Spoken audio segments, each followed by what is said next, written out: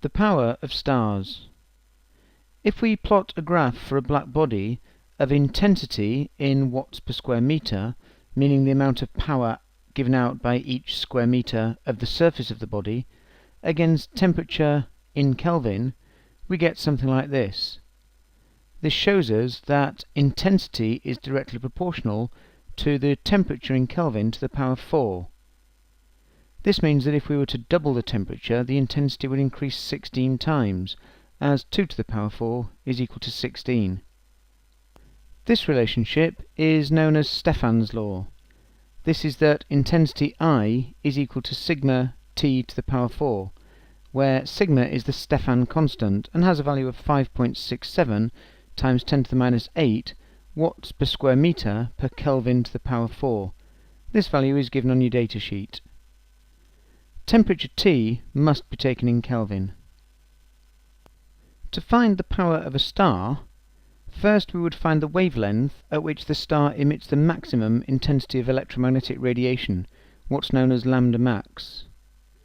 Then we could use Wien's law that lambda max T is equal to 0.0029 meters Kelvin to calculate the temperature of the star. Then we can use Stefan's law to find the power emitted by every square meter of the star's surface. If the diameter of the star is known, we can then calculate the surface area of the star, as the surface area of a sphere is given by 4 pi r squared. Finally, we can multiply the power per square meter by the surface area to find the total power or luminosity of the star. Here's an example.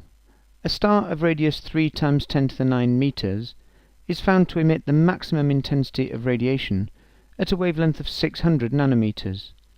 Calculate the luminosity of the star.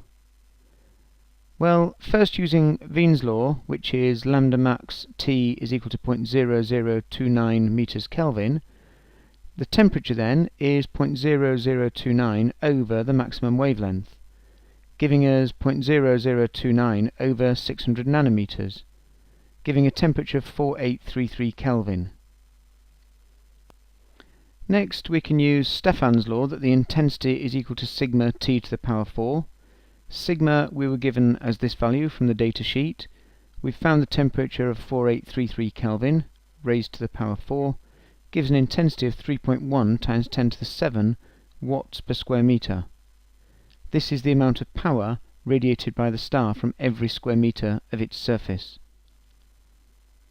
The surface area, being a sphere, is given by 4 pi r squared, which is 4 times pi times 3 times 10 to the 9 meters.